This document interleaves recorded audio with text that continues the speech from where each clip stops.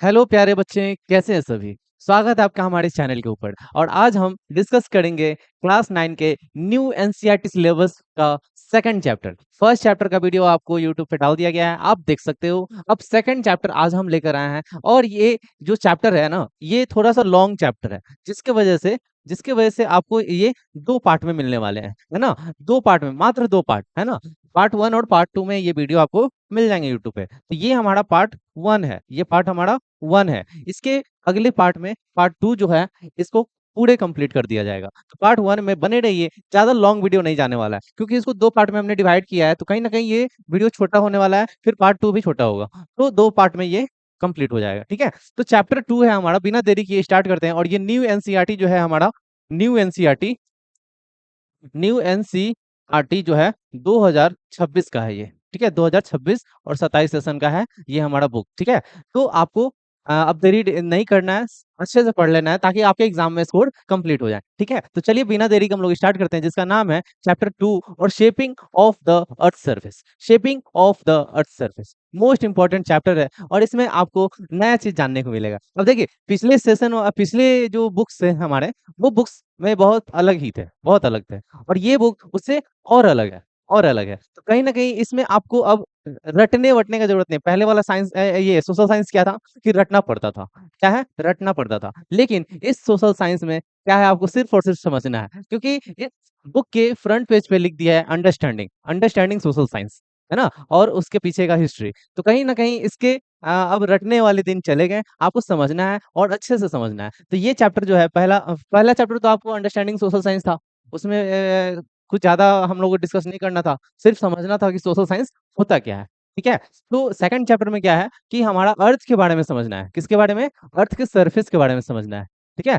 तो ये बहुत ही इंटरेस्टिंग चैप्टर होने वाला है कि भाई अभी तक तो हमने पढ़ा था कि दुनिया गोल है, अब दुनिया पे है क्या ये समझना है, दुनिया के ऊपर है क्या ये समझना है। तो ज्योग्राफी मेड इजी। देखो, ज्योग्राफी का चैप्टर ये है हमारा, है ना। अर्थ के बारे में किसमें पढ़ते हैं? ज्योग्राफी में। क्योंकि हमने चैप्टर 1 में डिस्कस किया था कि हिस्ट्री, सिविक्स, ज्योग्राफी, इकोनॉमिक्स, ये चार सेक्शन में डिवाइड किया गया सोशल साइंस को। तो कहीं ना कहीं ये ज्योग्राफी का ही सेक्शन है हमारा, जिसमें हम लोग क्या जानते थे कि ज्योग्राफी में सिर्फ और सिर्फ अर्थ के सरफेस के बारे में समझना है और जानना है। तो यहाँ पे अर्थ सरफेस का ही बात किया जा रहा है, तो कहीं ना कहीं ये ज्योग्राफी का ही सेक्शन है हमारा, ठीक है। तो चलिए हम लोग स्टार्ट करते हैं। तो ये चार पांच कुछ क्वेश्चंस हैं जो आपके एनसीईआरटी में दिए गए हैं। तो क्वेश्चन नंबर 1 है क्या कि what shape the earth surface, यानी अर्थ के सरफेस का कैसा शेप है। तो हमने तो ये पढ़ा है कि दुनिया भाई गोल है ना। हाँ, दुनिया पूरा गोल है। अब जहां से स्टार्ट करोगे फिर दोबारा वहीं पे आ जाओगे, क्योंकि दुनिया क्या है, गोल है, ठीक है। तो भाई यहाँ पे हम लोग अर्थ के सरफेस के बारे में जानेंगे। सेकंड चीज हमने क्या देखा यहाँ पे कि व्हाट इज प्लेट्स टेक्टोनिक, यानी प्लेट्स टेक्टोनिक्स क्या होता है, आखिर ये प्लेट टेक्टोनिक्स काम कैसे करता है। ये प्लेट्स क्या हमारे अर्थ के सरफेस पे सारे प्लेट्स बने हुए हैं, क्या वो प्लेट्स मूव भी करते हैं? तो हाँ, बस इसके बारे में भी हम लोग को जानना है कि मूविंग जो है कैसे होता है, उस मूवमेंट से क्या क्या कॉजेज हो सकते हैं, क्या क्या उससे उत्पन्न हो सकते हैं, ये भी जानेंगे हम लोग, ठीक है। What are the effect of plate movement, है ना। वो उस प्लेट के मूवमेंट से क्या इफेक्ट होगा, हमारे अर्थ के सरफेस पे क्या इफेक्ट होगा, हमारे लाइफ पे क्या इफेक्ट होगा उसका, है ना। तो ये सब जानेंगे। तो कहीं ना कहीं ये बहुत ही डेंजरस चीज है हमारा प्लेट टेक्टोनिक्स, है ना। कहीं ना कहीं प्लेट मूवमेंट होता है, तो कहीं ना कहीं ऊपर का सरफेस मूवमेंट होगा। मूवमेंट सरफेस का होगा तो क्या होगा, हमारे जीवन पे इफेक्ट पड़ेगा। तो कहीं ना कहीं ये बहुत ही खतरनाक चीज है, इसीलिए इसको समझना बहुत जरूरी है ना। चलिए आगे देखते हैं। थर्ड क्वेश्चन क्या है कि how are land form formed and how are they classified. Land form यानी कितने तरह का लैंड फॉर्म है हमारे अर्थ के सरफेस के ऊपर। क्या डेजर्ट है क्या माउंटेन है क्या प्लेटू है, जी हाँ वो भी है। यानी हर चीज है हमारे अर्थ के सरफेस के ऊपर, और उन्हीं को क्या हम लोग बोलते हैं, लैंडफॉर्म बोलते हैं। और ये बने कैसे हैं, कितने कितने फॉर्म में क्लासिफाई किए गए हैं, ये भी जानेंगे हम लोग, ठीक है। फोर्थ क्वेश्चन क्या जानेंगे, how are human and other living being connected to this landform. कैसे ह्यूमन बीइंग या फिर other organism like plant, animal, micro organism कैसे इससे जुड़े हुए हैं, कैसे कनेक्टेड हैं, किससे, लैंडफॉर्म से। कैसे कनेक्टेड है उस लैंड फॉर्म से सारे जीव जंतु हमारे अर्थ के ऊपर जो भी हैं, ठीक है। अब देखिए, सारा खेल तो अर्थ के क्रस्ट का ही है ना। उसी के ऊपर ह्यूमन है, एनिमल्स है, प्लांट्स है, एनिमल जो भी माइक्रो ऑर्गेनिज्म है वो भी है। तो कहीं ना कहीं अर्थ के क्रस्ट का ही खेल है, तो उसी क्रस्ट के बारे में बेसिकली हमको मैक्सिमम पढ़ना है, ठीक है। चलो आगे बढ़ेंगे। क्रस्ट के अंदर का भी खेल है भाई, उसको भी पढ़ना है। मोल्टेन मैग्मा का क्या खेल है, कोर का क्या खेल है, ये सब हम लोग को जानना है, ठीक है। फिफ्थ क्वेश्चन क्या है कि how do disaster associate with different landform impact human life. कहीं ना कहीं यहाँ पे जो भी डिजास्टर आते हैं, जो भी डिजास्टर, अर्थक्वेक, वोल्केनो इरप्शन, है ना, सुनामी, ये भी जो भी है, जो भी डिजास्टर आते हैं, वो कहीं ना कहीं हमारे जीवन को प्रभावित करते हैं, कहीं ना कहीं हमारे लाइफ को डैमेज करते हैं, हमारे प्रॉपर्टी को डैमेज करते हैं, है ना। कोस्टल एरिया में जो डिजास्टर आते हैं वो और खतरनाक बन जाता है। जब सुनामी आता है ना कोस्टल एरिया में, तो क्या होता है, बहुत खतरनाक डिस्ट्रक्टिव बन जाता है, बहुत ज्यादा। तो ये सब भी जानेंगे हम लोग, ये कैसे होता है ये भी जानेंगे हम लोग। चलो, तो ये 5 क्वेश्चंस हैं, इन पांचों क्वेश्चंस का आंसर हम लोग डिस्कस करेंगे इस चैप्टर के अंदर, ठीक है। तो हमने पहले भी जिक्र कर दिया कि ये पार्ट 1 है आपका। पार्ट 2 में, नेक्स्ट पार्ट में जो है कि कंप्लीट चैप्टर हो जाएगा आपका। पार्ट 1 को अच्छे से पढ़ लेंगे, फिर पार्ट 2 समझ में आएगा आपको, ठीक है। तो पार्ट 1 अच्छे से समझेंगे, तभी पार्ट 2 पे मूव ऑन करेंगे। पार्ट 1 को पहले स्टार्ट करते हैं हम लोग, उसके बाद पार्ट 2 को देखेंगे, ठीक है। चलिए, तो सबसे पहला हमारा इंट्रोडक्शन चैप्टर है। चलिए, इंट्रोडक्शन टॉपिक है हमारा सबसे पहले। इसमें देखेंगे कि किस चीज के बारे में बात करेंगे, तो अर्थ के हमारे इस लेयर के बारे में बात करेंगे। क्रस्ट में बटा हुआ है, मेंटल में बटा हुआ है, और इनर कोर में बटा हुआ है। तो यही 3 लेयर है हमारे पूरे अर्थ का। इस गोला का 3 लेयर है। इस गोला का कितना लेयर है? 3 लेयर है। इन्हीं 3 लेयर के बारे में हमको जानना है। Our earth is dynamic, always changing. हमारा अर्थ जो है वो गतिशील है, मूवमेंट करते रह रहा है, करते रह रहा है, करते रह रहा है। और इन्हीं इन्हीं के बारे में हम लोग को जानना है कि हमेशा कुछ ना कुछ बदलाव होते रहता है। सोचिए, ज्योग्राफी कितना इंटरेस्टिंग है, इतना इंटरेस्टिंग है आप सोच भी नहीं सकते हो। यहाँ पे देखिए, अर्थ के मूवमेंट्स के बारे में बात करेंगे। अर्थ का प्लेट जो है कैसे मूव करता है, आखिर क्यों करता है, क्यों करता है ये भी बताएंगे। चलिए, आगे बढ़ते हैं। तो सबसे पहले हम लोग को समझना होगा प्लेट टेक्टोनिक की थ्योरी के बारे में। प्लेट टेक्टोनिक होता क्या है? The theory of plate tectonic explain how large section of the earth surface, outer layer crust, move slowly over the hot molten layer beneath its mantle। समझे बात को? अब देखिए, ये हमारा हो गया, यहाँ पे तो स्पेस नहीं दिख रहा है, यहीं पे बनाते हैं। ये हमारा अर्थ हो गया। अर्थ के ऊपर ये वाला जो लेयर है हमारा, क्रस्ट का हो गया, ये वाला लेयर क्रस्ट का हो गया, ठीक है। ये वाला लेयर क्रस्ट का हो गया, ये हमारा हो गया क्रस्ट। इस क्रस्ट, ये क्रस्ट जो है, ये कहीं ना कहीं इस मैग्मा जो है, मोल्टेन मैग्मा, इसी के ऊपर क्या हो रहा है, तैर रहा है, इसी के ऊपर ऐसे ऐसे फ्लोट कर रहा है भाई, इसी के ऊपर ऐसे ऐसे फ्लोट कर रहा है। ये वाला हो गया मेंटल का पार्ट, ये वाला सेक्शन मेंटल का पार्ट हो गया, ये वाला सेक्शन हमारा मेंटल का पार्ट हो गया, ये वाला सेक्शन, ये वाला सेक्शन मेंटल का पार्ट हो गया। अब इसी मेंटल के ऊपर क्या है हमारा, ऊपर में ये क्रस्ट, और ये क्रस्ट है हमारा, ये वाला जो है ये क्रस्ट है हमारा, ये वाला सेक्शन, ये वाला सेक्शन क्या है, क्रस्ट है हमारा। अब इसी के ऊपर क्या है, इस मैग्मा के ऊपर जो है क्रस्ट है हमारा। तो ये मैग्मा जो है वो कैसा फॉर्म में है, लिक्विड फॉर्म में है, ठीक है। तो इसी के ऊपर है ये हॉट मोल्टेन लेयर है हमारा। कैसा लेयर है? Hot and molten layer, hot and molten layer है हमारा, ये पिघला हुआ लेयर है। और इसी के ऊपर हमारा क्रस्ट है, ठीक है। प्लेट टेक्टोनिक्स यानी ये सारे जितने भी, जहां भी आपको ये तैरते हुए दिख रहे हैं, ये सारे हमारे प्लेट्स हैं, है ना, यही सारे हमारे प्लेट्स हैं, ठीक है। तो the movement of tectonics plates create amazing landform, और यही मूवमेंट क्या करते हैं, एक अमेजिंग लैंडफॉर्म का फॉर्मेशन करते हैं, है ना। बाहर निकलता है मूवमेंट, जब होता है तो क्या होता है, वोल्केनो इरप्शन होता है। जब दो प्लेट्स टकराता है तो कहीं ना कहीं माउंटेन फॉर्म हो जाता है। तो ये अलग अलग मूवमेंट ही हमारा लैंडफॉर्म का कारण है, ठीक है। तो मूवमेंट से बहुत सारे कंडीशन हो सकते हैं। माउंटेन का फॉर्मेशन होता है, वोल्केनो इरप्शन होता है तो पहाड़ बनेगा, प्लेन बनेगा, कहीं ना कहीं वैलीज बनेगा। जब ये सारा होगा, तो जब प्लेट टेक्टोनिक होगा तो ये सारा आपको देखने को मिलेगा, है ना। माउंटेन बनने, वोल्केनो, प्लेन, है ना, साथ में वैली, ये सारे चीज आपको फॉर्मेशन होते हुए दिखेंगे जब प्लेट टेक्टोनिक होगा। क्लियर?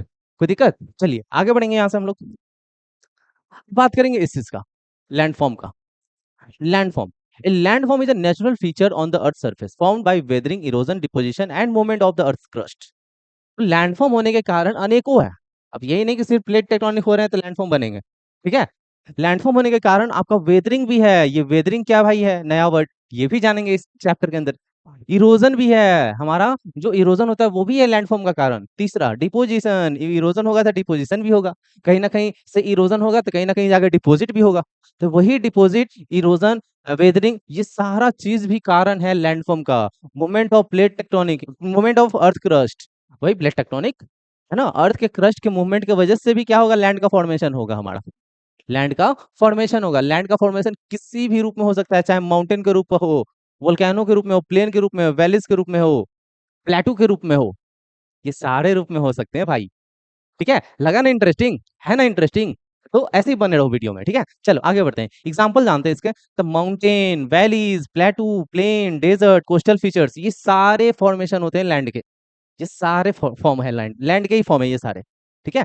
तो इन्हीं सब कारणों से, किन सब कारणों से, किन कारणों से, तो weathering, erosion, deposition, movement of plates, है ना, इन्हीं कारणों से क्या होते हैं, इन्हीं सब का फॉर्मेशन होता है, इन सब का फॉर्मेशन होता है, ठीक है।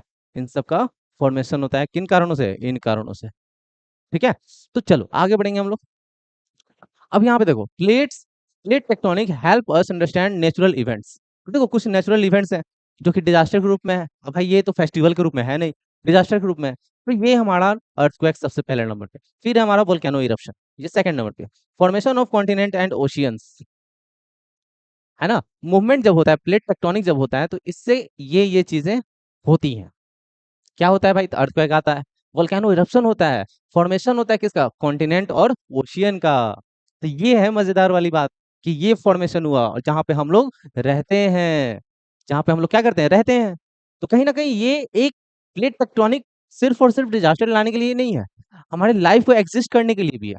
लैंड का फॉर्मेशन होगा, उसी पे तो हम लोग रह रहे हैं, और ये लाखों करोड़ों साल से हो रहा है। ये हमारा आज कुछ नया नहीं है कि प्लेट टेक्टोनिक अब जाकर हो रहा है, नहीं, बहुत सालों से हो रहा है, बहुत पुराना है ये चीज। देखो यहाँ पे कुछ नॉलेज का चीज दिया हुआ है, क्या है भाई, कुछ ना कुछ सेफ्टी होना चाहिए ताकि बेटर टुमारो हो सके। तो भाई प्लेट टेक्टोनिक हो रहा है तो डिजास्टर आ रहा है। अब डिजास्टर आ रहा है तो उस डिजास्टर से बचने के लिए कुछ ना कुछ सेफ्टी होना चाहिए ना। उसी सेफ्टी के बारे में भी हम लोग को जानना है थोड़ा बहुत। तो by learning about plate tectonic and the landform they create, we can appreciate how dynamic and changing the earth really. अब देखिए, अगर आपको पता ही नहीं रहेगा, अगर आपको पता ही नहीं रहेगा कि भाई प्लेट टेक्टोनिक होता क्या है, तो आप कैसे बचने का कोई उपाय ढूंढोगे, कैसे। प्लेट टेक्टोनिक होता कैसे है, प्लेट टेक्टोनिक आता कब कब है, कैसे, क्या क्या उसके सिग्नल्स हो सकते हैं, तो उससे बचने का उपाय कैसे ढूंढेंगे आप।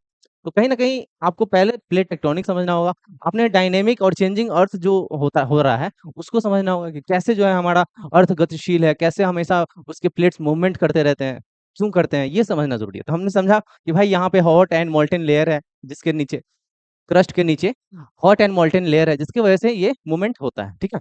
चलिए आगे बढ़ेंगे, आगे बढ़ते हैं हम लोग, प्लेट टेक्टोनिक्स ये जानेंगे अब थोड़ा।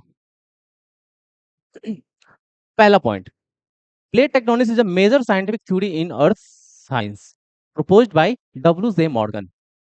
चलिए, ये महाशय बता कर गए हैं क्या भाई, तो प्लेट टेक्टोनिक क्या है, हमारे अर्थ के ऊपर साइंस है, यानी अर्थ का साइंस है। कौन बताए, तो डब्ल्यू जे मॉर्गन, है ना। साइंटिफिक थ्योरी है भाई, इसका मेजर साइंटिफिक थ्योरी है प्लेट टेक्टोनिक, किसका, अर्थ के साइंस का सबसे बड़ा साइंटिफिक थ्योरी है हमारा प्लेट टेक्टोनिक। प्लेट टेक्टोनिक से ही सारा एक्टिविटीज हो रहा है, मूवमेंट हो रहा है उसी की वजह से, ठीक है। तो कहीं ना कहीं डब्ल्यू जे मॉर्गन एक बहुत बढ़िया रिसर्च करके गए हैं और ये चीज बताया हम लोग को, ठीक है। Second point, outer most layer of the earth is divided into several large and small pieces called tectonic plates. क्या है बोल रहा है कि आउटर मोस्ट लेयर, यानी अर्थ के आउटर मोस्ट लेयर, ऊपर वाला लेयर, ये सारा ऊपर वाला लेयर, यही तो है हमारे अर्थ का क्रस्ट, अर्थ का क्रस्ट, जो कि अलग अलग पीसेस में कटा हुआ है, अलग अलग पीसेस में कटा हुआ है ना। देख रहे होगे ना, यहाँ पे ये अर्थ का है, तो देखिए ये ग्रीन वाला पार्ट, ये अलग प्लेट है हमारा ऐसे, इधर व्हाइट वाला कुछ है, इधर ग्रीन वाला कुछ है, तो ये अलग अलग प्लेट्स हैं। प्लेट का शेप तो गोल हमेशा नहीं होगा, तो कहीं ना कहीं ये अलग अलग शेप है प्लेट्स के, जो कि हमारे पूरे अर्थ के क्रस्ट पे डिवाइड है अलग अलग, ठीक है। तो these plates move slowly over a semi-molten layer beneath them causing mountain earthquake and volcano। तो ये जो प्लेट्स हैं वो स्लोली स्लोली मूव कर रहे हैं, ऐसे ऐसे ऐसे ऐसे मूव कर रहे हैं, कहीं ना कहीं ऐसे ऐसे कर रहे हैं, कहीं ऐसे कर रहे हैं, कहीं एक दूसरे से टकरा रहे हैं, कहीं एक दूसरे से भाग रहे हैं, कहीं एक दूसरे से टकरा रहे हैं इतना जोर से कि ऊपर एक नीचे चला जा रहा है, ऐसे हो रहा है। कहीं ना कहीं ये मूवमेंट की वजह से माउंटेन तैयार हो रहा है, अर्थक्वेक आ रहा है, वोल्केनो फट रहा है, टकराया वोल्केनो फट गया, है ना। अलग हुआ, जैसे ये दो प्लेट्स हैं, अलग हुआ तो नीचे से जो मोल्टेन मैग्मा प्रेशर बनाया वो ऊपर फेंक दिया अचानक से, तो क्या हुआ, वो वोल्केनो फटा, वोल्केनो इरप्शन हुआ। कहीं ना कहीं ये सारा हमारा क्या हो रहा है, एक्टिविटीज हो रहा है किसकी वजह से, प्लेट टेक्टोनिक, प्लेट मूवमेंट्स की वजह से, ठीक है। चलिए आगे बढ़ेंगे, यहाँ पे लेयर ऑफ द अर्थ, यानी क्रस्ट, मेंटल कोर, ये हम लोग जानते हैं, तीन बचपन से सुनते आ रहे हैं, crust, mantle core, crust, mantle core. अब थोड़ा इसके अंडर का बात कर लें, तो ये सबसे आउटर मोस्ट लेयर है, 30 से 40 किलोमीटर इसका थिकनेस है, किस कॉन्टिनेंट का। लेकिन ओशियन प्लेट्स का मात्र 5 से 7 किलोमीटर का थिकनेस है, 5 to 7 किलोमीटर। ठीक है। मेंटल का बात कर लेंगे तो ये मोस्टली सॉलिड लेयर है, बिटवीन इसके बीच में सॉलिड लेयर है, लेकिन लेकिन मोस्टली सॉलिड तो है, लेकिन इसके ऊपर क्या है, मोल्टेन मैग्मा भी है, यानी पिघला हुआ पदार्थ। ठीक है। आउटर कोर है ना, क्या लिखा है, ये किसके बीच में है, किसके बीच में, अर्थ, ये क्रस्ट और कोर के बीच में है हमारा, कौन, अर्थ और क्रस्ट के बीच में है। यानी ये हो गया हमारा क्रस्ट, ये हो गया हमारा कोर, और ये बीच वाला जो लेयर है यही तो है हमारा मैग्मा, यही तो है मेंटल। ठीक है। तो मेल्टल मेल्टल जो है ये बहुत इंपॉर्टेंट है, ये जानना जरूरी है। इसका थिकनेस का बात करें तो 2900 किलोमीटर, 2900 किलोमीटर। ठीक है, ये तो सब थिकनेस है। कोर का बात करेंगे, inner most core part divided into outer core और इनर कोर। देखो कोर को दो भाग में डिवाइड किया गया है, कोर को दो भाग में, inner core outer core. Inner core और आउटर कोर में ये अंतर क्या है समझेंगे। आउटर कोर जो है, आउटर ऊपर वाला लेयर जो है कोर का, इसमें लिक्विड आयरन है प्लस निकल है, लिक्विड फॉर्म में है। आउटर कोर में जो हमारा मटेरियल है वो लिक्विड फॉर्म में है, और इनर कोर में जो मटेरियल है वो सॉलिड फॉर्म में है, उसका डेंसिटी बहुत ज्यादा है सॉलिड फॉर्म में। ठीक है, तो ये याद रखना है। अर्थ हैज 3 मेन लेयर, है ना, क्रस्ट, मेंटल, कोर, ये 3 लेयर है। तीनों लेयर का हम यहाँ पे बता दिए। इसमें आयरन और निकल का जो है कि हमारा लिक्विड फॉर्म है कोर के आउटर मोस्ट पार्ट में, और इनर पार्ट में आपका सॉलिड और डेंसेट हमारा मटेरियल है। The crust plus upper mantle दोनों मिल करके क्या बनता है, लिथोस्फीयर बनता है। और इसका थिकनेस का बात करेंगे, थिकनेस का बात करेंगे तो 100 किलोमीटर इसका थिकनेस है। कितना किलोमीटर, 100 किलोमीटर थिकनेस है इसका, किसका, crust plus upper mantle, crust plus upper mantle, इसी को मिला करके क्या बनता है, क्या बनता है, लिथोस्फेयर। लिथोस्फेयर याद रखना है। ठीक है, चलिए, below the lithosphere lie the asthenosphere, asthenosphere, a hot semi molten layer that allow tectonic plate to move. Clear हुआ। यहाँ पे क्या लिखा है कि बिलो द लिथोस्फेयर, यानी लिथोस्फेयर के नीचे जो लेयर आता है उसको बोलते हैं स्टेनोस्फेयर। स्टेनोस्फेयर में हॉट और सेमी मोल्टन लेयर है हमारा, पूरा गर्म है, और सेमी मोल्टन यानी ना ज्यादा पिघला हुआ ना ज्यादा सॉलिड, सेमी मोल्टन है ना, सेमी मोल्टन बीच में होगा, जिसके ऊपर प्लेट टेक्टोनिक्स होते हैं। चलिए आगे बढ़ेंगे, नेक्स्ट टॉपिक के ऊपर आते हैं, द अर्थ इंटीरियर। अब भाई अर्थ के अंदर चलते हैं और उसके अंदर का डिस्कशन करते हैं। भाई ऊपर तो बहुत मस्त मौसम था, अब अर्थ के अंदर मौसम कैसा है ये भी जानेंगे हम लोग, अर्थ के अंदर मौसम कैसा है ये भी समझेंगे। चलिए स्टार्ट करते हैं। तो आवर अर्थ इज डायनेमिक, हमारा अर्थ क्या है, डायनेमिक है। ये तो हम लोग शुरू से पढ़ के आए हैं, अभी तक शुरू से यही जाने हैं कि अर्थ हमारा कैसा है, डायनेमिक है, मतलब गतिशील है। और यहाँ पे हमेशा चेंजिंग होते रहता है, कुछ ना कुछ बदलाव होते रहता है ना। देखिए यहाँ पे two basic types of crust, दो बेसिक टाइप्स है क्रस्ट के, ये जानेंगे हम लोग। तो दो टाइप्स में, एक है हमारा कॉन्टिनेंटल क्रस्ट और एक है हमारा ओशियनिक क्रस्ट, यही दो बेसिक आपका है। ये दो है, दो नहीं चार हो गया ना ये। हाँ, तो ये दो ही टाइप्स के हैं। ठीक है, एक है हमारा कॉन्टिनेंटल क्रस्ट और दूसरा है हमारा ओशियनिक क्रस्ट, याद रखना है आपको। ठीक है, oceanic crust is the thinner and consist of basalt and gabbro. अब देखिए यहाँ पे ओशियनिक क्रस्ट जो है ये पतला लेयर है। ठीक है, और ये ओशियन के नीचे है, ओशियन के नीचे है, और ओशियन उसी प्लेट्स के ऊपर है। कॉन्टिनेंटल क्रस्ट जो है इसका थिकनेस ज्यादा है, और यहाँ पे कैसा मटेरियल है, रॉकी मटेरियल, रॉक टाइप पत्थर, है ना। और यहाँ पे बेसाल्ट और गैब्रो, बेसाल्ट और गैब्रो, ओशियन में बेसाल्ट और गैब्रो, और कहाँ पे, कॉन्टिनेंट में रॉक्स मटेरियल है सिर्फ। आगे बात करेंगे तो ये अर्थ का लेयर है हमारा, एक पिज्जा के शेप में काट दिया गया है, और इसी पिज्जा के लेयर में ही हमारा सारा भरा हुआ है, सारा लेयर है। ठीक है, तो आप देख पा रहे होंगे यहाँ पे ये क्रस्ट लेयर है हमारा ऊपर वाला। ठीक है, फिर अपर मेंटल आ गया, फिर लोअर मेंटल आ गया ये वाला, फिर अपर आउटर कोर आ गया, इनर कोर आ गया। तो ये सब का गहराई देख लो आप, गहराई, सबका गहराई दिया हुआ है ना, 150, 410, 4660, 2900, यानी यहाँ पे हमारा क्या, मेंटल खत्म हो गया, है ना, मेंटल खत्म हो गया। आउटर कोर का बात करेंगे तो 5155, फिर सबसे अंदर अगर बात करें सेंटर के पास पहुंच जाएंगे अर्थ के तो 6371 चल जाएगा। By studying earthquake waves, geologists produce a refined image of Earth's interior in which mantle and core are subdivided. तो कहीं ना कहीं ये जियोलॉजिस्ट जो है वो क्या किए, इसके ऊपर रिसर्च किए, और अर्थ के गहराई तक जा करके, मतलब ये नहीं कि खुद गया होगा इंसान, लेकिन कहीं ना कहीं गहराई के बारे में पता करके इसको डिवाइड किया गया है, अर्थ के सारे शेप्स को, सारे लेयर्स को डिवाइड किया गया, कितने अंदर तक कौन सा लेयर है, कितना गर्म है, कैसा मटेरियल है वहां पे, ये सारा स्टडी करके हम लोग को फाइनली आंसर मिला है, और हम लोग स्टडी कर रहे हैं। सिर्फ सोचो बना बनाया खाना मिल गया हम लोग। हम लोग को ये रिसर्च नहीं करना पड़ा कि अर्थ के गहराई में कितना जाएंगे अंदर तो कितना कौन सा मटेरियल मिलेगा, कौन सा लेयर मिलेगा, ये सब हमको करना नहीं पड़ रहा है। हम लोग को बना बनाया मिल गया, बस पढ़ना है, नॉलेज लेना है, और इसके लिए आपको वीडियो में बने रहना है। चलिए आगे बढ़ते हैं। तो landform, a landform is a natural feature on earth surface found by weathering, erosion, deposition and the movement of the earth crust।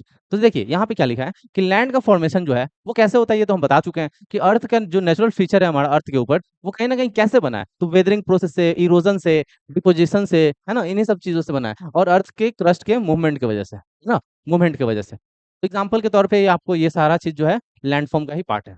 बात करेंगे types of tectonic plates, types of tectonic plates ये जानेंगे। तो सबसे पहले आता है बात कॉन्टिनेंटल प्लेट का, फिर आता है ओशियनिक प्लेट का, फिर दोनों मिक्स करके प्लेट बन जाता है, उसको भी जानेंगे हम लोग, ठीक है। चलिए आगे बढ़ेंगे। तो types of tectonic plates, continental plates. Continental plates का अगर बात करेंगे तो ये हमारा कैरी करता है कॉन्टिनेंट्स को, सिर्फ और सिर्फ कॉन्टिनेंट्स को। अब आप लोग बताइए कि टोटल कॉन्टिनेंट कितना है, कितना इजी है, वेरी इजी, वेरी इजी। बचपन में पढ़े थे हम लोग कि टोटल कितना कॉन्टिनेंट है, 7। कितना है, 7। नाम तो सबको पता होगा, एशिया, है ना, Asia, north America, south America, Australia, Africa, Europe और अंटार्कटिका, है ना। टोटल 7 कॉन्टिनेंट है, सातों का नाम याद रखना है, और वही सातों कॉन्टिनेंट ही कहलाता है कॉन्टिनेंटल प्लेट्स, और इन्हीं कॉन्टिनेंटल प्लेट्स के ऊपर ही ये सारे कॉन्टिनेंट्स बसे हुए हैं, ठीक है। अगला है हमारा ओशियनिक प्लेट, इसके ऊपर सिर्फ और सिर्फ ओशियन मिलेंगे आपको, सिर्फ और सिर्फ ओशियन मिलेंगे आपको। तो देखिए मिक्स प्लेट में क्या है, कभी कभी क्या होता है कि मान लेते हैं कि कोई प्लेट जो है, कोई प्लेट जो है, मान लेते हैं ये एक प्लेट है, ठीक है, इस प्लेट के इतना हिस्सा में क्या है, हमारा कॉन्टिनेंट है, कॉन्टिनेंट है, लेकिन इस इतना हिस्सा में ओशियन का पानी भरा हुआ है, तो ये मिक्स हो गया, ये ओशियन का पानी है, इधर इधर हमारा क्या है, कहाँ गया, ये क्या है, हमारा ओशियन का पानी है, ठीक है, और इतना दूर में क्या है, बाकी में कॉन्टिनेंट है, बाकी में क्या है, कॉन्टिनेंट है, इधर कॉन्टिनेंट है, और इधर है हमारा ओशियन, ओशियन, ये ओशियन है हमारा। तो कहीं ना कहीं ये ओशियन, ये कॉन्टिनेंट मिल करके क्या बन गया, एक ही प्लेट में दोनों बन गया, तो कहीं ना कहीं वो मिक्स प्लेट में आ जाएगा, carry both continent and ocean, यानी दोनों चीज आ जाएगा। लाइक वही है, वही जो हमारा पैसिफिक प्लेट है, उसमें क्या है, सिर्फ ओशियन है, लेकिन ये आगे पढ़ेंगे प्लेट्स के बारे में, प्लेट्स के बारे में आगे पढ़ेंगे, देख लेते हैं, ठीक है। तो ये तीनों मिलकर के जो है कि पूरे प्लेट टेक्टोनिक्स को डिवाइड किया गया है इसी पर टाइप में, ठीक है। Plate tectonic help us understand natural events, है ना, प्लेट टेक्टोनिक ही हमारे इन सब चीजों के बारे में हेल्प करता है स्टडी करने में। ये सब पहले से पढ़ चुके हैं हम लोग, चलो आगे बढ़ेंगे। अर्थ टेक्टोनिक प्लेट्स, चलिए ये सारा हमारा टेक्टोनिक प्लेट्स है, देख लो ये सारा हमारा टेक्टोनिक प्लेट्स है, देख रहे हो ना कितने सारे प्लेट्स हैं। ये देखो यूरेशियन प्लेट, इतना बड़ा सा प्लेट है, अफ्रीकन प्लेट, ये देखो इतना बड़ा सा, है ना, साउथ अमेरिकन प्लेट, ये रहा, Scotia plates, Nazca plates, north America plates, Pacific ocean का प्लेट्स है, ये देख लो, है ना, ऑस्ट्रेलियन प्लेट्स, फिलीपींस प्लेट्स। तो यहाँ पे आप देख पा रहे होंगे अंटार्कटिका प्लेट्स है, अंटार्कटिक प्लेट्स। तो ये सारे हमारे अलग अलग प्लेट्स हैं। अब इसके बारे में थोड़ा फैक्ट जान लेते हैं। तो earth outer layer is divided into 14 major plates, कितना टोटल प्लेट्स हैं, 14 बड़े बड़े प्लेट्स हैं, बाकी छोटे को इंक्लूड नहीं किया गया है, 14 major plates, tectonic plates that are always moving, और ये हमेशा क्या करते रहते हैं, मूव करते रहते हैं, ऐसे ऐसे ऐसे ऐसे ऐसे ऐसे ऐसे ऐसे ऐसे, नहीं भाई इतना नहीं, इतना तेजी से नहीं, इतना तेजी से नहीं, ठीक है ना। This plates cause earthquake, volcano and mountain building. कहीं ना कहीं ये हमारा प्लेट जितना भी है वो अर्थक्वेक लाने का कारण है, वोल्केनो इरप्शन लाने का कारण है, और माउंटेन को बनाने का भी कारण है, ठीक है। माउंटेन अपने आप नहीं टपक गए हैं ऐसे और ऐसे खड़े रहे, नहीं, वो कहीं ना कहीं प्लेट टेक्टोनिक्स की वजह से माउंटेन बने हैं, ठीक है। चलिए plates move slowly just a few centimetre per year, और ये प्लेट्स मूव करता है धीरे धीरे, लेकिन ये जो है कुछ कुछ ही सेंटीमीटर पर ईयर क्या करता है, मूव करता है। अब ये नहीं कि एक ही बार में ऐसे घसक गया, नहीं, एकदम धीरे धीरे मूव करता है, धीरे धीरे धीरे धीरे, ठीक है, और हर साल कुछ ही सेंटीमीटर मूव करेगा, है ना। The fit together like puzzle pieces covering earth. अब देख पा रहे होंगे ना यहाँ पे पजल जैसा, इसको सजाया, इसको सजाया, इसको सजाया, पूरा मिला करके एक तरह से पूरा अर्थ का लेयर हमारा तैयार हो गया, है ना, लेयर तैयार हो गया। अब ये नहीं बोलोगे कि भाई कॉन्टिनेंट प्लेट्स, है ना, ओशियनिक प्लेट्स अलग अलग है, नहीं, कहीं ना कहीं एक दूसरे से जुड़े हुए हैं, कहीं से ना कहीं से, है ना। ओशियनिक प्लेट, कॉन्टिनेंटल प्लेट्स सब जुड़े हुए हैं एक दूसरे से, ठीक है। चलिए आगे बढ़ेंगे, हम लोग बात करेंगे अब नेक्स्ट टॉपिक के ऊपर। व्हाई डू प्लेट्स मूव, ये रहा हमारा मजेदार चैप्टर। प्लेट्स मूव क्यों करता है भाई, अभी तक तो हमने समझा कि मूव कर रहा है, माउंटेन बन रहा है, सब बना दिया हमने, लेकिन उसके पीछे मूव क्यों कर रहा है ये जाने ही नहीं अभी तक।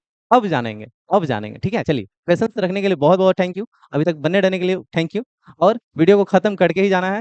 अब पार्ट टू भी तो है इसके पीछे। कहीं ना कहीं ये पार्ट बहुत ही शॉर्ट में खत्म हो गया है ना, शॉर्ट में खत्म हो गया। हाफ एंड हाफ चैप्टर खत्म हो चुका है आपका। कहीं ना कहीं एक दो स्लाइड और है, उसको खत्म करके हम लोग पार्ट टू में कवर करेंगे बाकी के सारे टॉपिक्स को। तो इसीलिए थैंक यू फॉर वॉचिंग, और आगे थोड़ा सा दो स्लाइड और है, उसके लिए बने रहिए, ठीक है। तो चलिए आइए बात करते हैं कि व्हाई डू प्लेट्स मूव, कैसे क्यों मूव करते हैं प्लेट्स। तो देखो, मूव करने के पीछे कारण बहुत सारे हैं, कारण बहुत सारे हैं, जिसको क्या बोलते हैं, कन्वेक्शन करेंट्स। अब ये कौन से करंट है भाई, कन्वेक्शन करेंट्स। जैसे हमने तो सुना था ओशियनिक करंट है ना, ऐसे ऐसे जो बनता है ओशियन के अंदर, वैसा ही तरह का कुछ करंट है भाई, जो कि इसी की वजह से क्या होता है, हमारा मूवमेंट होता है। देखो समझो भैया, यहाँ टॉपिक्स ये हमारा स्टेप बाय स्टेप बताया गया। क्या लिखा है, heat from the earth core cause molten material in the mantle to rise. अब देखो, heat from the earth core, यानी अर्थ के कोर से क्या निकलता है, हीट निकलता है। क्या निकलता है, हीट, कंडक्शन, हीट प्रोड्यूस होता है, हीट, हीट निकलता है अर्थ के कोर से। अब ये हीट प्रोड्यूस होता है और जाता है किधर, किधर जाता है, cause molten material in the mantle to rise, और इसके पास जाता है जिसको उठने पे मजबूर कर देता है। जो हीट गया किसके पास, मोल्टेन मेंटल के पास, उसको उठने पे मजबूर कर देता है। हीट लगेगा तो भाई उसमें कुछ ना कुछ उबाल आएगा, कुछ ना कुछ बबल्स बनने लगेंगे, है ना। वो कहीं ना कहीं मूवमेंट होना स्टार्ट होगा यहाँ पे। कूलर मटेरियल सिंक, जो ठंडा ठंडा मटेरियल होता है वो डूबने लगता है, और जो गर्म मटेरियल होता है ऊपर से खोलने लगता है। ठीक है, ऐसा हो रहा है।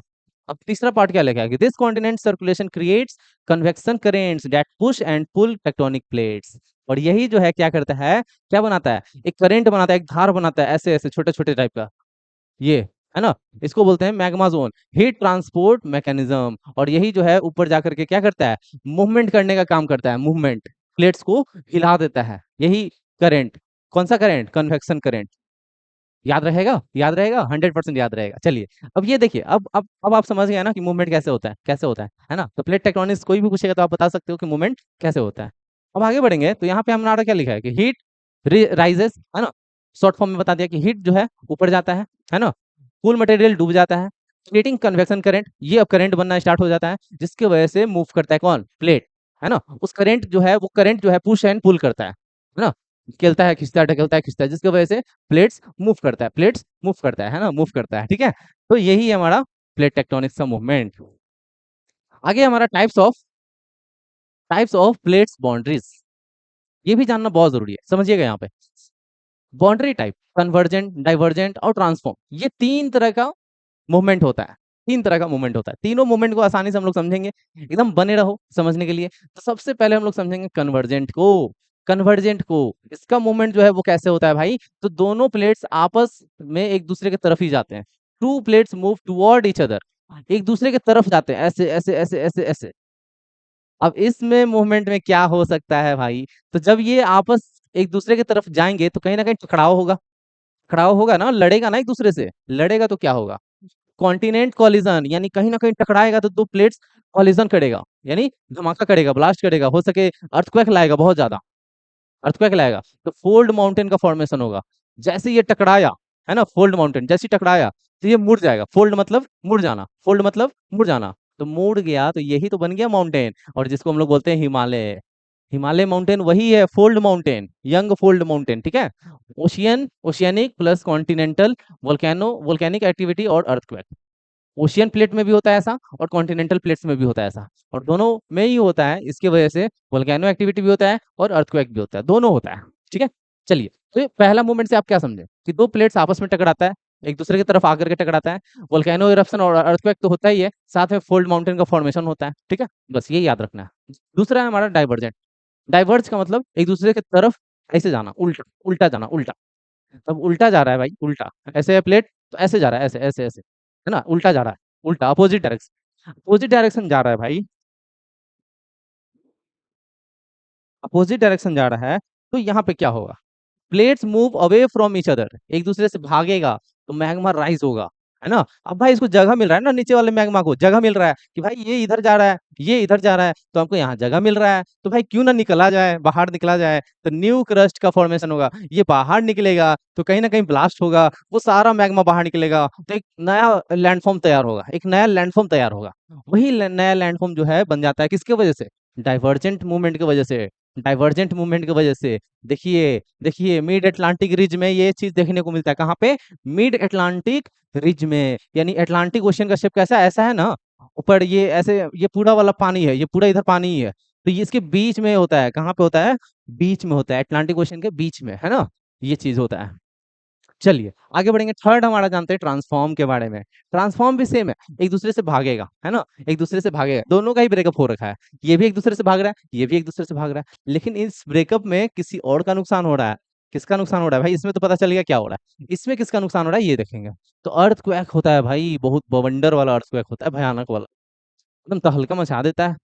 और ये होता क्या यहाँ पे देख लो, यहाँ पे सैन एंड्रियास फॉल्ट यूएसए, यहाँ पे होता है यूएसए के साइड में। तो ये चीज हमारा हो सकता है, इतने सारे कंडीशन।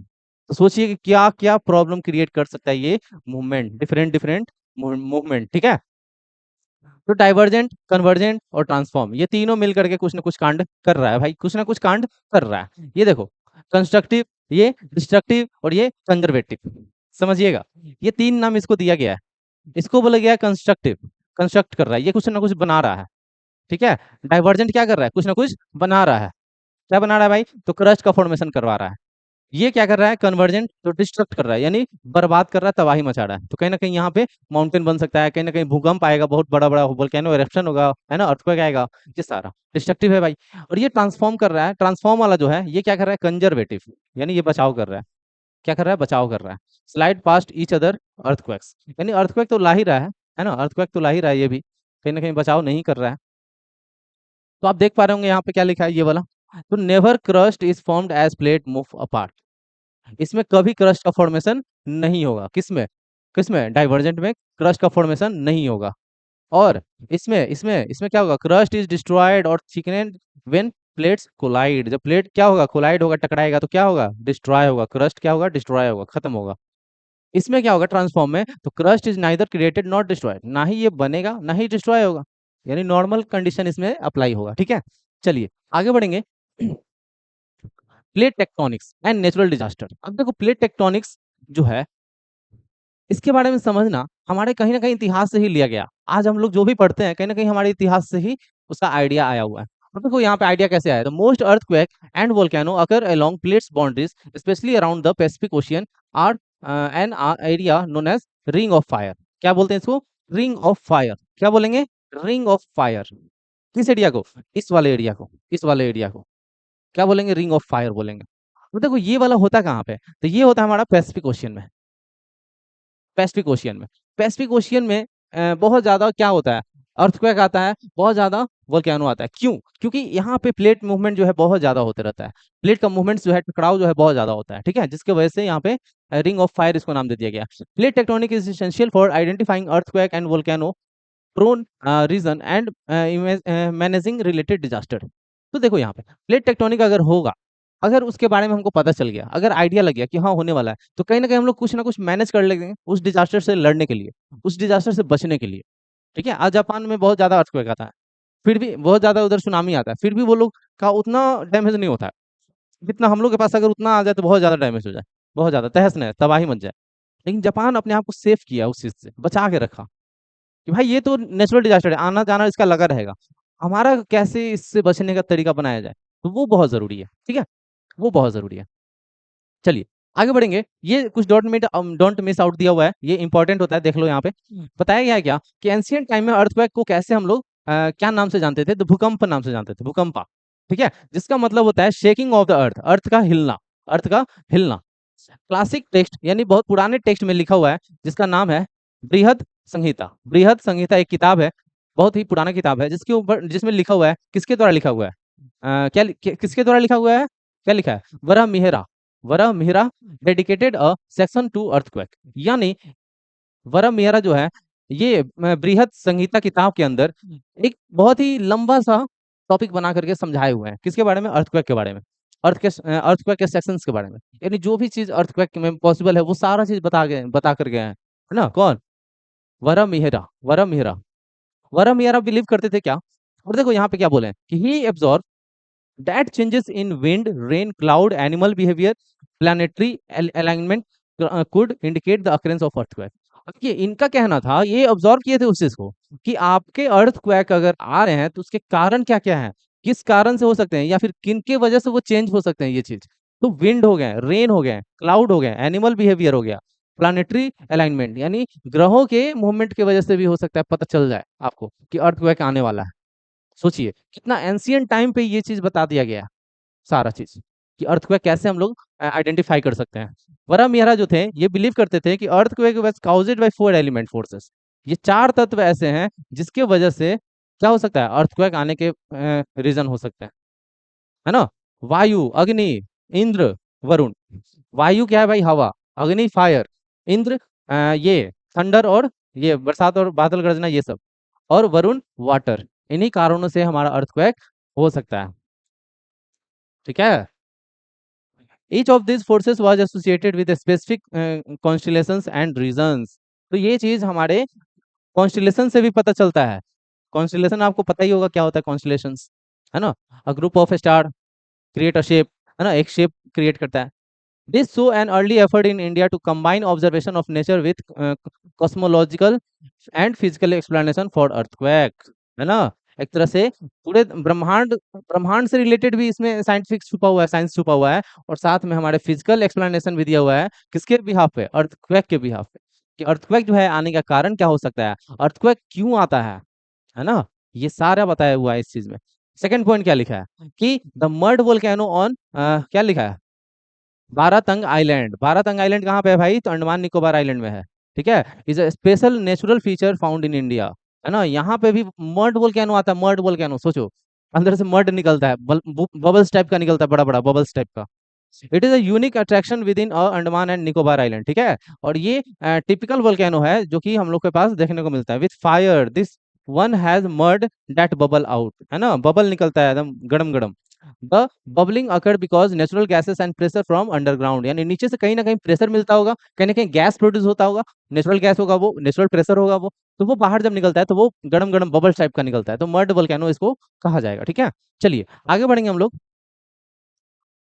चलिए, तो हम लोग अब पढ़ेंगे process of weathering and erosion. सबसे इंपॉर्टेंट टॉपिक है, और इसमें जितने भी एजेंट होंगे वेदरिंग के, इरोजन के, उन सभी चीजों के बारे में भी जानेंगे हम लोग, ठीक है। तो चलिए स्टार्ट करते हैं बिना देरी के, और सबसे पहले हम लोग समझते हैं वेदरिंग के बारे में। वेदरिंग क्या होता है, तो इसमें होता क्या है कि weathering is the breaking down of rock into small pieces. It does not involve the movement of material, यानी रॉक पीसेस यानी टूटने का काम सिर्फ करेगा, ये मूवमेंट का काम नहीं करेगा। अगर मान लेते हैं कि कोई हम पत्थर लिए हैं, ठीक है, यहाँ पे पटक दिया, ऐसे पटक दिया, वो टूट गया, उसी को हम लोग वेदरिंग बोलेंगे। लेकिन जब वो पत्थर टूटा हुआ है, वो हवा पानी के सहारे वो कहीं और मूवमेंट करके चला गया, तो उसको बोलेंगे इरोजन। क्या, वेदरिंग में सिर्फ टूटेगा और इरोजन में मूवमेंट हो जाएगा, कहीं और डिपॉजिट हो जाएगा जाकर, ठीक है, क्लियर। चलिए आगे बढ़ेंगे। तो यहाँ पे हम लोग समझेंगे weathering play a vital role in shaping the earth surface and forming soil. तो वेदरिंग जो है ना कहीं आपके सॉइल के फॉर्मेशन में बहुत योगदान देता है। रॉक टूटेगा, छोटा छोटा पार्टिकल बनेगा, फिर कहीं ना कहीं डिपॉजिट होगा, तभी तो सॉइल बनेगा। तो वेदरिंग बहुत इंपॉर्टेंट है। फिजिकल फिर अब देखिए तीन भाग में वेदरिंग प्रोसेस को बांटा गया है। एक है फिजिकल वेदरिंग, दूसरा है केमिकल वेदरिंग, और तीसरा है बायोलॉजिकल वेदरिंग। फिजिकल वेदरिंग में क्या होता है कि टेम्परेचर टेम्परेचर बदल रहा है ना, ठंड पड़ रहा है बहुत ज्यादा, बर्फ जम जा रहा है, हवा चल रहा है तेजी से, तो इसके वजह से क्या हो सकता है, क्या हो सकता है हमारा फिजिकल वेदरिंग, ठीक है। केमिकल वेदरिंग में क्या होगा, mineral in rock change due to the reaction with water, air और एसिड। अब देखो कुछ रॉक्स ऐसे हैं जिनके मिनरल्स होते हैं रॉक्स के अंदर। मान लो कि उस रॉक के ऊपर या तो कोई एसिड रेन हो गया, कोई केमिकल गिर गया, है ना, कोई भी नेचुरल केमिकल हो सकता है, वो हो गया, साथ में एयर वाटर इन सब की वजह से कुछ ना कुछ बदलाव हो गया उसके अंदर, तो कहीं ना कहीं वो हमारा कौन सा वेदरिंग हो गया, केमिकल वेदरिंग, ठीक है। और एक होता है बायोलॉजिकल वेदरिंग, इसमें कहीं ना कहीं कोई जीव जंतु जो है उसकी वजह से बदलाव हो गया, तब कहलाएगा केमिकल वेदरिंग। जीव जंतु मीन्स रूट स्प्लिटिंग रॉक, है ना, प्लांट के द्वारा ये हो गया, एनिमल के द्वारा कोई चेंजेस हो गया, या फिर माइक्रो ऑर्गेनिज्म के द्वारा कोई चेंजेस हो गया, तो ये कहलाएगा हमारा बायोलॉजिकल वेदरिंग। तीनों का एग्जांपल यहाँ पे आप देख पा रहे होंगे कि टेम्परेचर हो गया भाई, टेम्परेचर, फ्रीज डेट एक्शन यानी कहीं ना कहीं पत्थर के ऊपर बर्फ जम गया तो वो दिक्कत होगा, कहीं ना कहीं वो तोड़ने का काम करेगा, विंड जो है वो तोड़ने का काम करेगा, प्लांट रूट जो है वो तोड़ने का काम करेगा। तो ये कुछ एग्जांपल्स हो गए हैं जो कि हमारे रॉक्स के ऊपर अप्लाई होते हैं, जो कि फिजिकल वेदरिंग होता है ये, ठीक है। केमिकल वेदरिंग में क्या होता है कि सॉल्यूशन, जैसे मान लो कि बारिश हुआ, एसिड रेन हो गया, ऑक्सीडेशन हो रहा है, हाइड्रोलाइसिस हो रहा है, तो ये कुछ प्रोसेस है जो कि केमिस्ट्री से रिलेटेड है, केमिकल से रिलेटेड है। कार्बोनेशन हो रहा है, कहीं ना कहीं इसमें रॉक्स का टूटने का काम होगा, रॉक जो है टूटेगा, इस प्रोसेस में रॉक टूटेगा। ये सारा कुछ प्रोसेस है जो कि केमिस्ट्री में हम लोग को पढ़ना है। तो ये सारा प्रोसेस जिसकी वजह से क्या होगा, केमिकल वेदरिंग होगा, और यही केमिकल वेदरिंग रॉक को तोड़ने का काम करेगा। ठीक है, रॉक गेट डिसॉल्व्ड और चेंज देयर कंपोजिशन, या तो रॉक वो गल जाएगा, खत्म हो जाएगा, खराब हो जाएगा, टूट जाएगा, या तो उसका कंपोजिशन बदल जाएगा, उसका मटेरियल का कंपोजिशन बदल जाएगा। ठीक है, biological weathering, how it's happen. Biological weathering में प्लांट रूट जो है वो काम करेगा, लीचेन यानी बहुत सारे प्लांट्स जो है वो क्या करेगा, पत्थर के ऊपर अपना घर बना लेगा, और बहुत ज्यादा वो क्या करेगा, उस पत्थर को तोड़ने का भी काम करेगा, कहीं ना कहीं कुछ ना कुछ उसका प्रॉपर्टी चेंज करेगा। तो इसी को बोलते हैं बायोलॉजिकल। चूहा हो गया, खरगोश हो गया, ये सारा जो है क्या करता है, जानवर गड्ढा करता है, तोड़ता है, मिट्टी को तोड़ता है, पत्थर को तोड़ता है, ये सारा काम करता है। माइक्रो ऑर्गेनिज्म क्या करेगा, पत्थर के ऊपर चिपक जाएगा, उसको उसमें रिएक्शन होगा कुछ ना कुछ, तो उसी को बोलते हैं बायोलॉजिकल वेदरिंग। तो ये सारा हमारा एक तरह का वेदरिंग प्रोसेस है, जो कि आपके अलग अलग सेक्शन में इसको डिवाइड किए गए हैं। कहीं ना कहीं ये सारे सेक्शन इंपॉर्टेंट हो जाते हैं, क्योंकि सारा सेक्शन से कोई ना कोई बदलाव होता है, कहीं ना कहीं वेदरिंग होते रहता है। ओशियन में जाओगे तो आपको ये सारा देखने को मिल जाएगा, है ना, प्लांट वाला, लिचेन वाला, है ना, माइक्रो ऑर्गेनिज्म वाला, है ना, जहाँ जहाँ, तो ये सारा चीज होते रहेगा। चलिए आगे बढ़ेंगे हम लोग। प्रोसेस ऑफ वेदरिंग में हम लोग समझ गए कि क्या कैसे कैसे वेदरिंग होता है। जानेंगे एक तरह का और मिट्टी का कटाव होता है, रॉक्स का कटाव होता है, जिसको हम लोग बोलते हैं इरोजन। इरोजन ये भी होता है, बहुत ज्यादा होता है, बहुत ज्यादा। इरोजन हर तरह से हो सकता है। अब देखो इरोजन जो है वो होता है क्या, पहले ये जान लेते हैं। तो erosion is the process by which soil, rock and surface material are worn away and transport by natural agents. अब देखिए इरोजन एक प्रोसेस है जिसमें से मिट्टी हो सकता है, पत्थर हो सकता है, या फिर कोई भी सरफेस मटेरियल हो सकता है, जो क्या होगा, किस वर्न अवे यानी कहीं और चला जाएगा बह करके, है ना, टूट करके, और वो ट्रांसपोर्ट हो जाएगा, मूवमेंट हो जाएगा उसका किसी नेचुरल एजेंट के द्वारा। Natural agent means air, water, है ना, air, water, glacier, coastal erosion, ये सारा हमारा नेचुरल एजेंट है। ठीक है, तो देखो पानी बहेगा रिवर का तो क्या होगा, इरोजन होगा। ओशियन वेव बनेगा तो इरोजन होगा। हवा बहेगा तेजी से तो इरोजन होगा, है ना। ग्लेशियर पिघलेगा, बर्फ इधर उधर जाएगा तो इरोजन होगा। कोस्टल एरिया में जो समुद्र का लहर आता है तेजी से, तो कहीं ना कहीं इस पत्थर को तोड़ने का काम करता है, धीरे धीरे धीरे धीरे, तो ये भी इरोजन होगा। और यहाँ का कुछ ना कुछ छोटा छोटा पार्टिकल ये बहा कर ले जाएगा, बहा कर ले जाएगा। ठीक है, यहाँ पे भी इरोजन हो रहा है, देख लो आप क्या दिख रहा है कि soil, rock and surface material are worn away and transport to another places. वही चीज यहाँ पे लिखा हुआ है कि दूसरे जगह पे यहाँ से तोड़ करके लेकर चला गया, तो इसी को बोलेंगे इरोजन। इरोजन का एजेंट है एयर, वाटर, सनलाइट, ये सब है इरोजन का मटेरियल। ठीक है, चलिए आगे बढ़ेंगे हम लोग यहाँ से। Impact of erosion on human. अब देखो इंसान के ऊपर क्या इम्पैक्ट करता है इरोजन जो है, तो सबसे पहला इम्पैक्ट है कि remove the fertile top soil. सोचिए इरोजन है तो मान लेते हैं ये मिट्टी है, मिट्टी के ऊपर का टॉप सॉइल, इसी के ऊपर तो खेती होता है। अब यही टॉप सॉइल जाकर के कहीं और शिफ्ट हो जाएगा, तो यहाँ पे खेती हो पाएगा क्या, फर्टिलिटी गायब हो गया, फर्टिलिटी खत्म हो गया। तो इरोजन का सबसे इंपॉर्टेंट ये हमारा कारण हो जाता है, जिसकी वजह से ह्यूमन पे इम्पैक्ट पड़ जाता है। ठीक है, एग्रीकल्चर पे। दूसरा है wash away land houses and road near river and coastal, यानी नदी के किनारे हो आप या फिर समुद्र के किनारे हो आप, तो कहीं ना कहीं आपका घर खतरे में है, आपका वो जमीन खतरा में है, आपका वो रोड खतरा में है, सब खतरे में है। तो इसीलिए क्या हो सकता है, यहाँ पे आपको दिक्कत हो सकता है। देखिए वो एरिया जहाँ पे आप क्या कर दिए, माइनिंग कर दिए, है ना, कुछ ना कुछ गड्ढा खोन करके कुछ ना कुछ काम किए वहाँ पे, है ना, कंस्ट्रक्शन काम किए, है ना, माइनिंग किए, तो वो एरिया भी क्या हो जाएगा, अब इरोजन होने के चांस हो सकते हैं वहाँ पे। तो यहाँ पे इरोजन होगा तो दिक्कत हो सकता है कुछ ना कुछ। फिर यहाँ पे डैमेज होगा tourism, fishing and fertile land, ये सारा चीज डैमेज हो सकता है अगर इरोजन होगा तो ये इरोजन के कुछ कुछ इम्पैक्ट हैं जो कि हमारे ह्यूमन लाइफ पे पड़ते हैं। डोंट मिस आउट में देखेंगे हम लोग, और इस पार्ट में हम लोग यही इसी स्लाइड को सिर्फ कवर करेंगे, फिर इसके बाद ये पार्ट खत्म हो जाएगा, फिर नेक्स्ट पार्ट जो है हमारा वो आएगा, और उसमें आपको कंप्लीट चैप्टर को कंप्लीट कराया जाएगा। ठीक है, तो देखिए यहाँ पे डोंट मिस आउट में क्या दिया कि how earth feature shaped our civilization. हमारे अर्थ के फीचर जो है वो कैसे एक सिविलाइजेशन का रूप ले लिए, एक सभ्यता का रूप ले लिए। आज के टाइम पे जो भी बिलोंग करता है, हमारा जो भी एग्जिस्ट करता है, कहीं ना कहीं हमारी हिस्ट्री से जुड़ा हुआ है, और वो हिस्ट्री कहीं ना कहीं हमारे फिजिकल फीचर से जुड़ा हुआ है, हमारे अर्थ के सरफेस से जुड़ा हुआ है।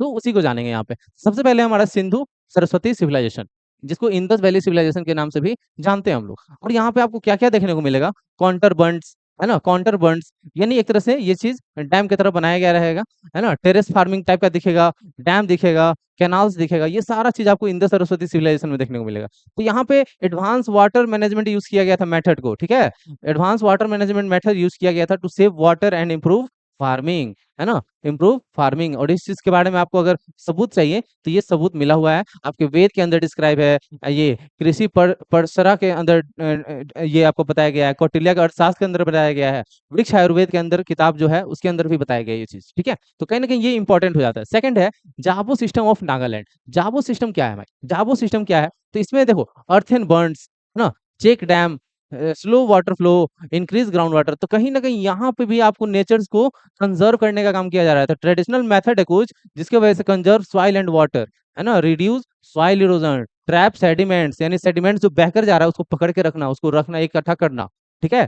साथ में increase ground water level, ground water के लेवल को भी इंक्रीज करना इस मेथड से, वो भी बहुत अच्छा काम माना जाता था उस टाइम पे। तो कहीं ना कहीं ये सारा सिस्टम कहीं ना कहीं बहुत यूजफुल होता था आज के टाइम से। Landform and river plain. अब देखो लैंड का फॉर्मेशन कैसे होता है, कहीं ना कहीं रिवर की वजह से होता है। रिवर मोस्ट इंपॉर्टेंट हो जाता है लैंड फॉर्मेशन में, ठीक है। गंगा हो गया, नाइल रिवर हो गया, ब्रह्मपुत्रा रिवर हो गया, इंदस रिवर हो गया, ये मेन रिवर है जो क्या करता है, लैंड का फॉर्मेशन करता है, फर्टाइल एक लैंड बनाता है, जो क्या करता है, एक अच्छा लैंड बनाता है ताकि हम लोग फार्मिंग कर सकें, है ना, खेती कर सकें, साथ में सेटल भी हो सके, लोग वहां पे सेटल हो सके, कुछ ना कुछ एक्टिविटीज कर सकते हैं। साथ में वर्ल्ड अर्लीस्ट सिटीज, जो भी आपको वर्ल्ड अर्लीस्ट सिटीज जो दिखता है, कहीं ना कहीं इन्हीं सारे रिवर्स के किनारे आपको बसे हुए मिलेंगे, ठीक है, रिवर्स के किनारे बसे हुए मिलेंगे। चौथा पॉइंट क्या है कि माउंटेन एज प्रोटेक्टर। माउंटेन जो है प्रोटेक्टर का काम करता है। माउंटेन क्या काम करता है, प्रोटेक्टर, यानी बचाने का काम करता है, सेफ्टी देने का काम करता है। कैसे भाई, तो नेचुरल बैरियर बन के प्रोटेक्ट फ्रॉम इन्वेंसर, आक्रमणकारी जो होते हैं, जो हम पे आक्रमण करते हैं, हमला करते हैं, उनके उनसे बचाव से हमारा हमारा क्या करता है, बचाव करता है, उनसे हमारा बचाव करता है। ये हमारा हिमालय, ठीक है। पासेस लाइक हाइबर पास, यानी बहुत सारा ऐसा पास है आपका जो कि माउंटेन के बीच से एक रास्ता बना हुआ है, वही हमारा क्या कहलाता है, पास कहलाता है। यही हमारा क्या, पास, ठीक है, जिसको दर्रा बोलते हैं हिंदी में, दर्रा, ठीक है, दर्रा। तो ये सारे बहुत इंपॉर्टेंट हो जाते हैं, है ना। Trade and exchange ideas, trade और एक्सचेंज भी होता है इधर, है ना, बहुत ज्यादा ट्रेड होता है इस एरिया से। कहीं ना कहीं माउंटेन भी बहुत ज्यादा इंपॉर्टेंट हो जाता है हमारे लिए, हमारे फिजिकल फीचर के हिसाब से। फिफ्थ पॉइंट क्या है कि डेजर्ट एंड ट्रेड रूट, है ना, ये आप देख पा रहे होंगे, थार डेजर्ट, थार डेजर्ट और ट्रेड रूट, यानी इस एरिया से आपका ट्रेड भी बहुत ज्यादा होता है ना। थार डेजर्ट हो गया या फिर कोई भी डेजर्ट एरिया हो, कहीं ना कहीं वो रास्ता ही है एक तरह का, कहीं ना कहीं वो किसी ना किसी कंट्री से जुड़ता होगा, किसी न किसी कंटिनेंट से जुड़ता होगा। तो इसीलिए इस एरिया का भी यूज होता है। इस एक तरह से सिल्क रूट का भी इधर काम करता है, सिल्क रूट वाला एरिया है ये। सिक्स पॉइंट क्या है समझेंगे, सिक्स पॉइंट क्या है समझेंगे, coast and natural harbours. Coast and natural harbours, harbour क्या होता है भाई, तो इसका मतलब होता है सी पोर्ट। लेकिन सी पोर्ट कौन सा, नेचुरल सी पोर्ट, ठीक है, natural C port.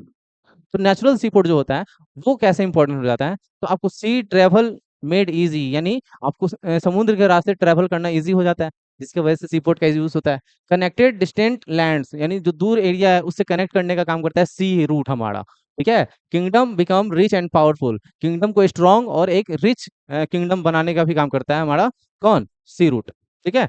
Coastal area and the harbours help sea travel, यानी ये सारा हमारा travel, specially South India, South India most important हो जाता है किसके लिए, सी रूट के लिए। साउथ इंडिया का ये सारा एरिया जो है सी रूट के लिए बहुत इंपॉर्टेंट हो जाता है, ठीक है।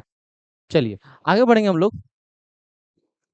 अर्थ feature have always influenced where we live, how we trade, fought war and developed our culture. यानी अर्थ का सरफेस जो है, अर्थ का जो भी फीचर है वो कहीं ना कहीं हमारे लाइफ में बहुत ज्यादा योगदान देता है, हमको डेवलपमेंट करने का रास्ता देता है।